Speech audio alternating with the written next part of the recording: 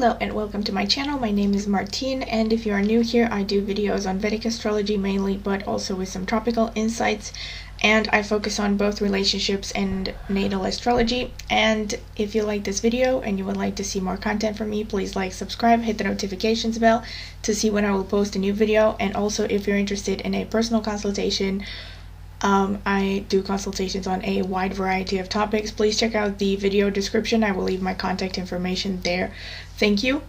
So before I get into it, once again, thank you so much for everyone who has subscribed, and to people who just watch my videos and maybe haven't yet decided if they want to subscribe or not. But thank you so much, and since now I can monetize my videos, I would please ask you to watch as many ads as possible. I have had a lot of people ask me, throughout the whole time that I have been posting videos, how they can support me and all this stuff. Well, right now, the best and the easiest way for you to support me is to just watch the ads. I know, it can be a little bit annoying, but, well, bear with me, and at the end of it, it's free. So it is the easiest way that you can support my videos, so please do that. Thank you. And now, to get into today's topic, I wanted to make a video on natal astrology because I really have been focusing a lot on relationship astrology. And yes, before I continue, I haven't forgotten that I still owe some videos on synastry, especially the nakshatra series, which is most likely going to be the next video that I'm going to do, namely about how to understand the partner dispositors in the Venus-dominated nakshatras. So that's going to be next in relationship-based astrology. But for now, I wanted to do a video on how to interpret, I decided to start a series actually about how to interpret different planets in different houses for all ascendants. Now, I understand that it's going to be a lengthy topic, so because it is a lengthy topic, I will divide it into 2 videos for each planet. So I am going to start talking about Mars, and I'm going to be talking about Mars in the first house from Aries to Virgo Ascendant now. So I'm going to be doing a part 2 at some point to talk about Mars in the first house for ascendants from Libra to Pisces. But yeah, I don't know why Mars, if you're wondering why Mars of all the planets, but I just felt like talking about Mars. It must be the transits. So yeah, so to get straight into it, Mars in the first house. So first of all, the general description of what Mars in the first house means. Now, you're probably going to see a chart on the screen, so in case you don't know, just a quick reminder. So this is the Indian style chart. The numbers are actually the signs. So 5 over there in this example stands for Leo, and then they go, in continuation from 5 to 6, which is 6 is Virgo, 7 is Libra, 8 is Scorpio, 9 is Sagittarius, so on and so forth. So basically it's the number of order that each sign has in the zodiac circle. So in this case, when Mars is in the first house, you probably remember this from previous videos, that in Vedic astrology, Mars casts special aspects. So first of all, it aspects the house that it sits in, which means a conjunction. And once again, in Vedic astrology, 2 planets are conjunct as long as they are in the same sign. The only exception to this is they could be in the sign before or after, as long as the conjunction is not wider than 3 degrees of orb, which means, like for instance in this example, if you have Mars in 28 degrees Cancer and you have your ascendant in the 1st degree of Leo, then it still counts as a conjunction because it is within 3 degrees, even though they are in separate signs. But normally in Vedic astrology, you have to have the 2 planets, or the house and the planet, in the same sign for it to be a conjunction. So first of all, Mars aspect the house that it sits in, so any planet that is going to be in the same sign as Mars is going to be conjunct. Once again, this is considering the fact that Vedic uses sidereal zodiac and the whole sign house system, which I absolutely suggest that you should use as well. Okay, and then the opposition, which is, in this case, is the number 11, which is Aquarius in this example. So any planet that would sit in Aquarius would be opposite Mars in this scenario. And then the special aspects is the fourth house from where Mars sits. And in this case, it is the house that is marked by 8, which is the sign of Scorpio. So any planet that would be in Scorpio would be aspected by Mars. However, it does not necessarily aspect back. This is a so-called single-sided aspect. This is when one planet aspects another, but the other one doesn't aspect back, which is a little bit different from tropical astrology. Because there is no such thing as a single-sided aspect in tropical astrology. But yeah, in this case, it is a possibility. And then it also aspects the 8th house from where it sits, which is, you see, in here I just colored it very nicely with this beautiful velvet red with very high-tech technology. Kidding. So yeah, in the 8th, so it aspects the 8th placement from where it sits, which in this case is the number 12, which stands for Pisces. Which is again another single-sided aspect. Now, of course, each of these will have slightly different influences, so let me get into it. But first of all, let me tell you generally, Mars in the first house. First of all, any planet that sits in the ascendant will also influence your physical body, your appearance, your vitality, your health. What are your strengths and your vulnerabilities when it comes to your physical body? Because the ascendant is literally, yes, your incarnation in this world. This is why house placements are actually more important than sign placements. Because, you know, the ascendant, the order that each planet takes with respect to the ascendant will show how strong that planet is in influencing you and your overall makeup as a person, as a personality, as a physical body, and your life in general. So Mars in the first house makes you very confident, very energetic. Mars is the warrior archetype, right? So the warrior slash hunter slash general slash soldier. So Mars represents everything to do with, you know, being aggressive, being assertive, being a go-getter. It makes a person, you know, naturally very confident, generally, unless with the slight exception maybe of Cancer, but even in Cancer, it will make a person more confident than any average Cancer ascendant. But I say Cancer because Mars is debilitated in Cancer, so yeah. But overall, Mars in the first house will definitely make you own this warrior archetype, identify with this warrior archetype. Mars in the first house makes people literally look at life as if it's a great war, and they are strategizing to win this war from the beginning, you know, one step at a time, one battle at a time. They're always strategizing. You know, they're basically in some way chess players as well. Well, to some extent more than others, depending on what else is going on in the chart. Sometimes it could make a person just very impulsive and very instinctive and impatient. You know, Mars is definitely a planet that does not like to delay gratification, and yet it also dreams of things that are, you know, high ideals and high achievements and, you know, glory and all the things that a good warrior dreams about, basically.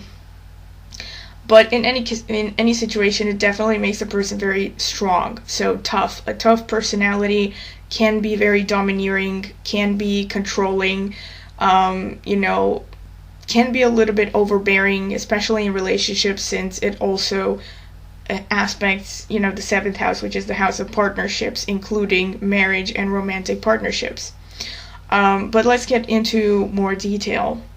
So Mars's aspect on the 4th house definitely shows that you will have a tendency to fall back on your homeland and your home base, as a means to feel secure and stable, as a way to basically replenish your confidence, to lick your wounds, basically.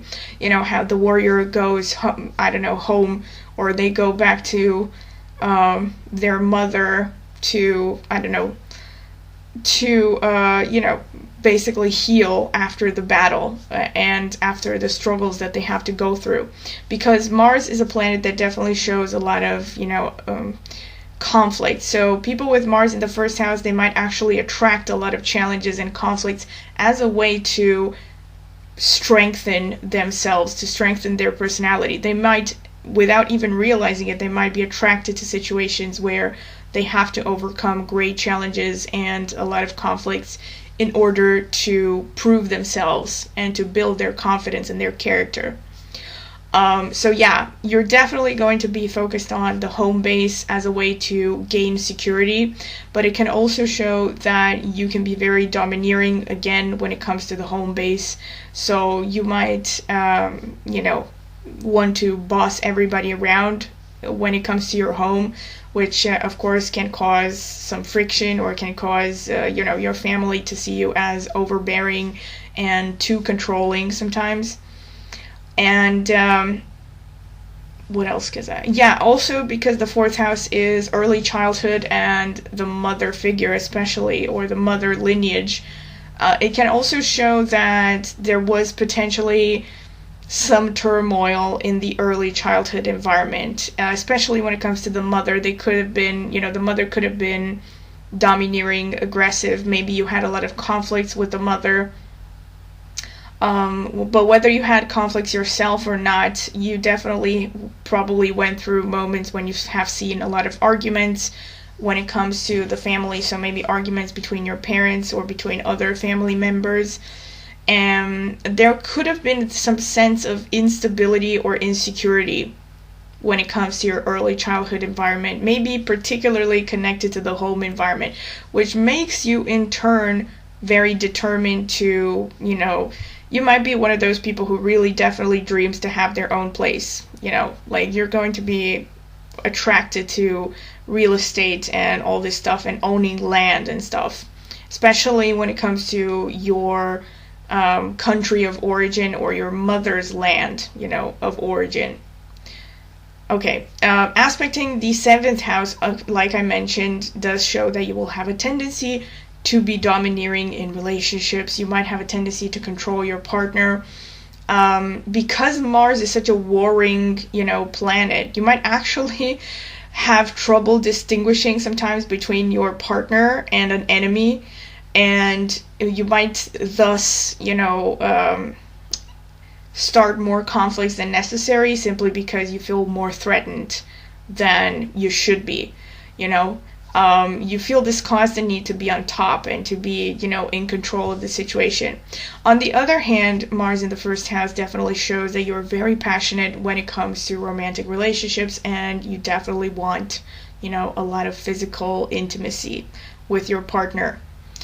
And another thing is, something that I forgot to say about Mars aspecting the 4th house. There could also have been some kind of a sense of being raised almost like in an army setting, meaning that maybe you were raised according to a strict discipline, or you were taught some very high morals and ideals that you have to pursue and uphold no matter what. So yeah, that's another thing to take into account. Aspect on the 7th, right, I mentioned. Aspect on the 8th house shows that, this is interesting, because again, I've had a bunch of people ask me this, like, what about in-laws?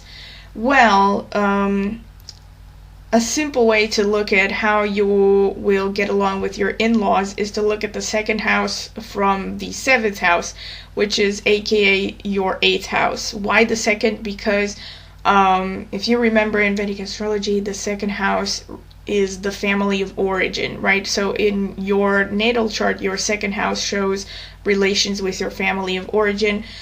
But when it comes to your partner's family, it is the second from the seventh, because the seventh is the house of the partner, and the second is the family of origin of the partner. Therefore, the eighth house is also a signifier of your in-laws. And here, Mars aspecting the eighth house tends to show that you might also get into some kind of a conflict with the in-laws, with the family of the partner. So there might be conflicts, there might be misunderstandings there again, but most likely it will come from your tendency to, be a little bit too controlling and to feel like you have to always be on top, and you have to be like, running your entire family like it's boot camp. So you might want to curb that tendency if you want to maintain cordial relations. Okay. And also another thing to be said by Mars aspecting your eighth is that there will also be a tendency for you to suffer accidents, so you have to be careful with that. You're definitely going to be accident prone. The only exception in this case is for Mars in Aries, because then it aspects by eighth aspect, it aspects the eighth house, which is ruled by Mars as well. So there's a cancellation there of the negative effects, which can make you actually very lucky when it comes to avoiding accidents despite risk-taking behavior. But for most other signs, pretty much the tendency will be for you to get into accidents, or to remember, like I also mentioned this in another video, that Mars rules things like things piercing the body. So I don't want to freak people out, but pretty much it shows that you will have a tendency for these kinds of accidents where, you might get stabbed. Stabbed sounds like something that happens on purpose, but like an accident. I mean, you cuts and bruises and stuff like that. This could be, and also accidents when it comes to like athletic activities. So like, you could be doing some kind of sports and you might have an accident or something during sports, like you might tear a muscle or something. So you need to be more careful about these things, especially if there are also other malefics aspecting Mars or the eighth house, or you're going through some transits that are particularly negative involving the Mars or the first or the eighth house, therefore. Okay, so this has been pretty much the general description. Also, what I wanted to say about physical appearance is that Mars tends to give a person a tendency to be really athletic. It's not to say that you cannot gain weight, but it is probably easier for you to maintain your shape than for people who don't have this placement, because you're going to have some kind of a natural athletic ability. Chances are that you might, you could actually do well in sports, of course, depending on what other planets are in here, aspecting the whole situation. But just Mars in the first house definitely shows that you enjoy physical challenges, you enjoy pushing yourself, which is probably why you tend to be accident prone. And it also shows above average vitality and strength, and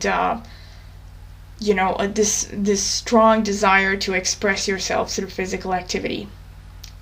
And so it's definitely healthy for you to express yourself physically. And it also shows a sort of around average height tendency. It also tends to make you sort of darker in complexion, with respect to your genetic inheritance, of course. I mean, depending on what your inheritance is, you are going to be towards the darker end of the spectrum of your genetic inheritance. And another thing is that it gives generally gives an oval face and nice teeth. I've seen that a lot, like nice teeth, nice smile, because Mars rules the head. And it also tends to give sometimes a prominent nose, but most likely just a really nice oval face and a nice smile. Those are typical characteristics. And also quite muscular. You are definitely capable of having a really toned physique and being really agile. Okay, so let's get into the individual descriptions. So Mars in Aries for Aries rising or Aries Ascendant. It makes you obviously very athletic. This is a really strong placement. It definitely reinforces everything that I have said in the general description. It makes a person very confident, ready to take on the world, take on any challenge. You're definitely going to have a hard time sitting still with this kind of placement, especially if there are no other softer planets like the moon or Venus aspecting Mars. So you're definitely going to have a really strong personality, and you're going to be a go-getter in pretty much everything. Also, since the 8th house is also ruled by Mars and co-ruled by Ketu, you're going to have really good regenerating powers. So, like I mentioned in the general description, this is the one placement where Mars aspecting the 8th house actually increases your luck when it comes to your physical strength. So these are people, like, it doesn't mean that you won't ever experience like any kind of accident, but even if you do, you'll have a strong ability to overcome it and to just regenerate pretty quickly. But generally you will have a higher chance of just avoiding accidents altogether because luck is in your favor. And physically, like I mentioned, even stronger tendency towards having a darker complexion, and everything that I mentioned in the general description with regards to physical appearance is going to apply even more strongly, like very oval, nicely oval face, nice teeth, nice smile, generally can have a prominent nose, and very strong muscular body, can have a definitely strong muscular body. Obviously, when it comes to physical appearance, you have to look at every planet that aspects the ascendant. You can't just look at one single planet. But if you have Mars here, all of these things will generally be true anyway.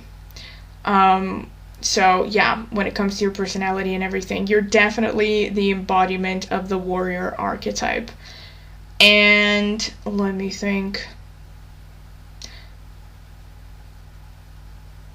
Yeah, pretty much. Another thing that I could say is that you will also have like a strong tendency to be secretive at times, and you might feel, ironically, despite the fact that on the surface you can come across as very confident, very energetic, you will need times to also retreat and regenerate from time to time, in solitude most likely.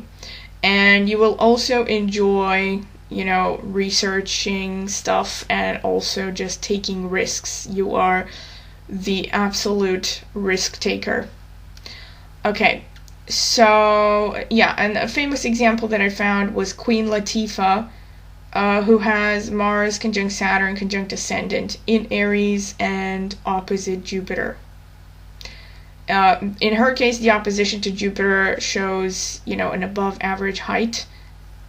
But definitely the Mars is there. I mean, she has a really strong looking body and she seems pretty tough and bossy. That's another thing, by the way, with Mars in the first house, you can definitely come across as really bossy and assertive. Okay, Mars in Taurus for Taurus rising.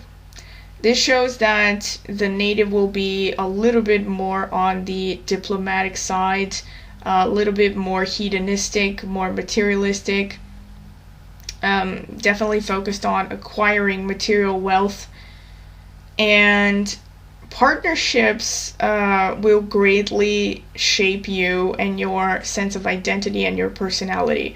So your partner, you're going to be a little bit more partner oriented than the other Mars in the first house placements on average, because the ruler of the 7th will fall into your first house, which makes you, very influenced by the partner. So you care a great deal about the partner. It also shows that you will tend to meet your romantic partners close to your homeland or your place of birth. Another thing is you're going to meet them the funny thing is the tendency is to meet them close to the place of birth, but you could also conversely meet someone who actually comes from a foreign land, because 12th house is also ruled by Mars and it sits in the first house. And also when it comes to your physical appearance, you can be a little bit on the more meaty, robust side, but you can also be more harmoniously built, like in the sense that women can have a nicer hourglass figure, the men can just be tough endomorph types. So there will be a slightly stronger tendency to put on weight or to look more, plump. But with Mars in the first, you shouldn't worry about it, at least as long as you keep a minimum diet and exercise routine. Yeah, you're definitely going to care a lot about having a beautiful body, and you're keeping your body in shape. And another thing is, though, that much like the first, ascendant in Aries with Mars in the first house, you will also feel the strong need to isolate yourself every now and then when it comes to, it's funny for you because you have to balance out spending time alone versus spending time with your partner. So it might be that because you are so influenced by your partnerships, that from time to time you will feel the need to isolate yourself to figure out who you are by yourself. Okay, and a famous example is Helen Mirren, who has also Venus conjunct Mars conjunct Ascendant in Taurus. So she's also a Venus, like an almost perfect hybrid between Venus and Mars archetypes. And yeah, okay, Mars in Gemini for Gemini rising. Now, this gives a very youthful personality, very social, kind of social butterfly, curious. You will tend to stay young at heart for pretty much your entire life. You will also tend to look younger than your age throughout most of your life. And you're also just going to be naturally extroverted. But physically, you are actually going to come across as a little bit more of a nervous constitution, a little bit more wiry and slim.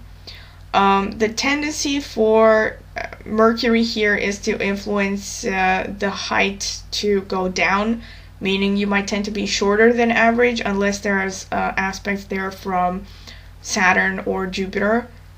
And the face could tend to look like an inverted triangle. So pointy chin and, slightly wider set eyes, but still generally looking like, an oval face shape and a nice smile. And also the arms and the skin will be your most vulnerable point. So you have to watch out for accidents involving the arms or the hands especially. But on the other hand, you might also really enjoy sports where you need to use your arms and your hands a lot, like tennis, ping pong, swimming, I guess any kind of sport where you need to use your hands a lot and your arms. And right, gains and success will tend to come to you from your homeland or close to your homeland, or close to your place of birth, I mean. You are generally shaped or like you get your sense of identity by the competition that you face in this life and your enemies. So you might be one of those people that you end up developing your sense of identity versus an enemy that you have to defeat or an enemy who has defeated you, which is unlikely because having Mars in the first house makes you pretty tough. But basically, you somehow, you derive a sense of identity and your sense of personality from competitions, competitors, and, so this could be in the workplace or it could be anywhere. And also through your pets, funny enough. Okay, so you might, have a sense of identity that is connected to the dog that you have, or like the cat or the pets, or whatever your pets are. Another thing is, another thing is that being in Gemini, you will tend to be really anxious. You might tend to be more anxious than average, and if that is the case, you simply have to exercise more regularly because that will help you stay healthy and blow off steam. Okay, famous examples, Jane Russell, who had Mercury conjunct Mars, conjunct Sun, conjunct Pluto in the first house in Gemini and opposite Moon. Now, in her case, obviously she has a bunch of planets here. I would say Moon definitely explains her rather voluptuous figure, very feminine looking. Pluto and Mars definitely explain her dark looks. And, you know, Mercury stands for, her face is kind of an inverted triangle as well, so that could be Mercury influence on the ascendant. And Sun on the ascendant just makes for a really glamorous diva sort of image, so I think it's really explained. Her physical appearance, I mean, is really nicely explained by her planets. And another famous example, unsurprising, Michael Phelps, famous swimmer, Sun conjunct Mars conjunct Ascendant in Gemini. Again, he has this really strong Ascendant energy, very strong physical energy. Sun conjunct Mars and Ascendant in Gemini. So this is a double boost of vitality because Mars is conjunct both the Sun and the Ascendant. Okay, another example, Kenneth Branagh, who has Mars conjunct Ascendant in Gemini, opposite Jupiter in Sagittarius, Jupiter and Saturn in Sagittarius. So yeah, I think they are pretty good examples.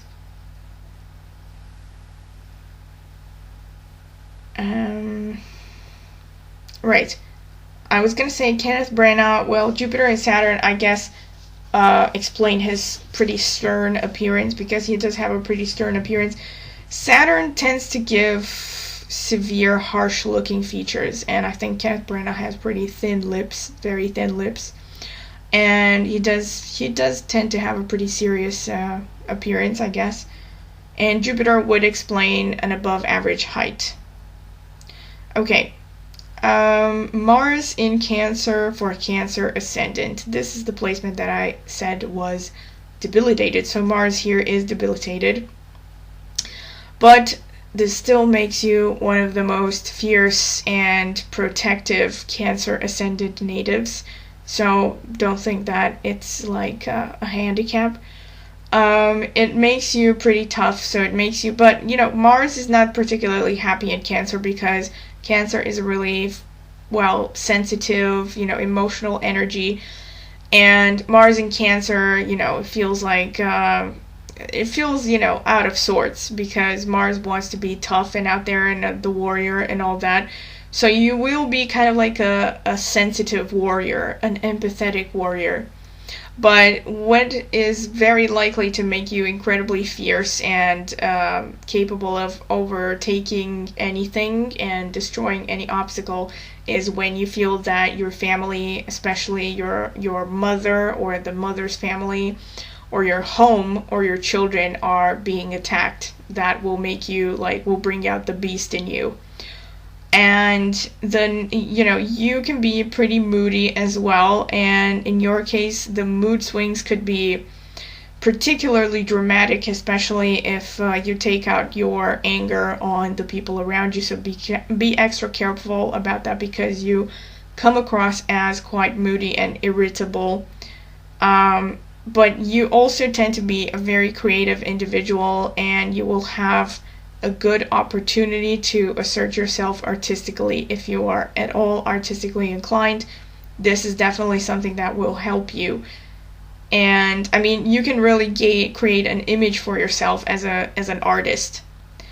Your children and your career are the things that really define you the most. And, well, the children / your hobbies or passions, and your career and your social status, these are the things that will impact your sense of identity and personality the most.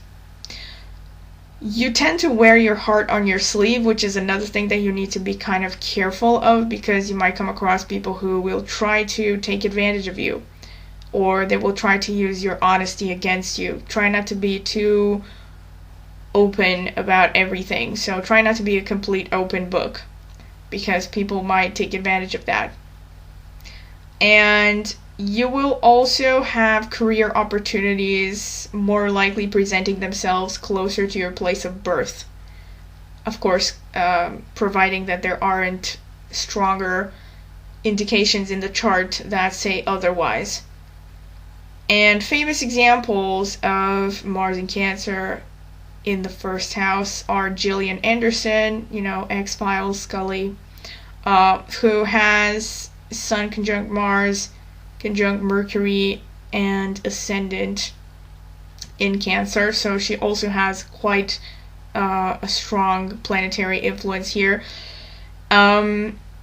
But you can definitely see her in her case. So Sun is one of those planets that tends to give a person a pretty lighter complexion, so like light eyes and light skin.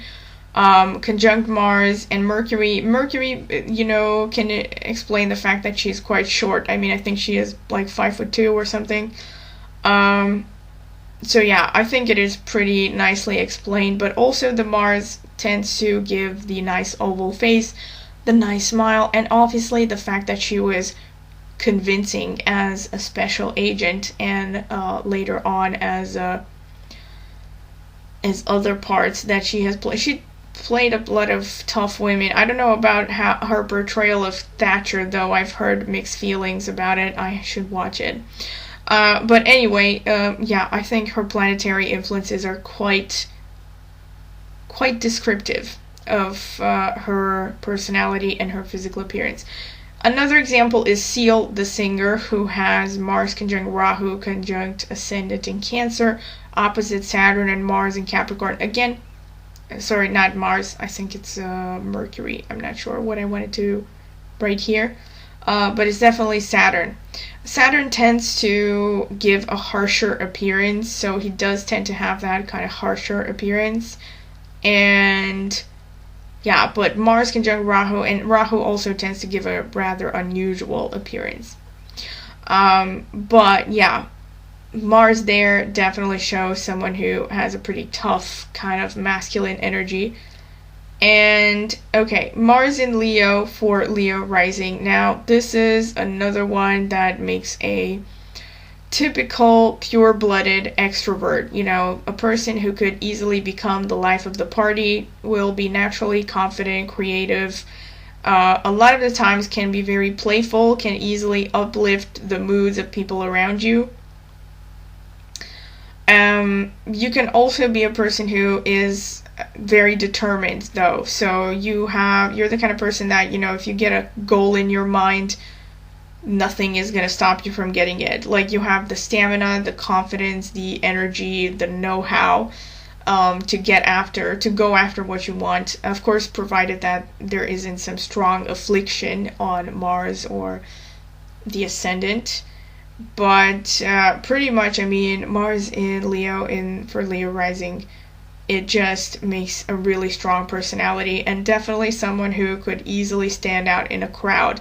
And it's not even necessarily about physical appearance, it's just your energy that has this really kind of look at me sort of aura, where you just command attention. And you're also physically tend to be very robust, broad-shouldered, tends towards an average height. Your features can oftentimes be contrasting, can be a blend of contrast, like for instance very fair skin and very dark hair, or you can have dark skin and light colored eyes. And in any case, like I mentioned, very easily stand out in a crowd, and you have this kind of a dignified aura about you. Your mother and your early life environment, including the primary school education and the teachers, as well as the mentors and religious figures that you come across in life, are going to be the most important factors that shape your personality and your sense of identity, whether you realize it or not. And you're also going to be very lucky in matters of real estate. So you might definitely have a strong desire to acquire land and maybe invest in real estate, or maybe become involved in real estate as a profession. Right. You're definitely going to attract luck by just expressing yourself. And right, that's pretty much it. And famous examples, Mike Myers, who has Mars conjunct Ascendant in Leo, no other planet there. Another famous example is Audrey Tautou, who has Mars conjunct Ascendant, conjunct Mercury, conjunct Venus, a bunch of planets again in Leo. Another example, Sophie Marceau, who has Mars conjunct Pluto, conjunct Ascendant in Leo, and opposite Saturn in Aquarius. Opposite Saturn here kind of shows her, tall, slim frame. And Brooke Shields, Mars conjunct Pluto, conjunct Ascendant in Leo, opposite Saturn, again, just as Sophie Marceau. Both are quite tall and definitely very pretty. Jeff Bridges, the dude, if you've seen The Big Lebowski, Mars conjunct Saturn, conjunct Ascendant in Leo. So here you have both Saturn and Mars. So this is a person who can come across as pretty tough and also very masculine. Okay, Mars in Virgo for Virgo rising. This makes for a really interesting blend of energies where these people can be really brilliant scientists or researchers, especially if Mars or the Ascendant or both of them are in Hasta Nakshatra. Overall, you will be a very fine observer, someone who has a very strong critical sense, realist. You will definitely leave nothing to chance when it comes to going after what you want. You can be very, very determined when it comes to going after what you want. You can also be obsessed with cleanliness to the point of developing OCD or eating disorders. That's another thing. You can be obsessed with health. Or you can, you have to be careful with this because you could be obsessed with your body to the point where, you either develop an eating disorder or you become one of those people who live at the gym, you spend hours at the gym or something, or you try all kinds of crazy diets. So you need to be careful not to become too obsessive about your health and your body.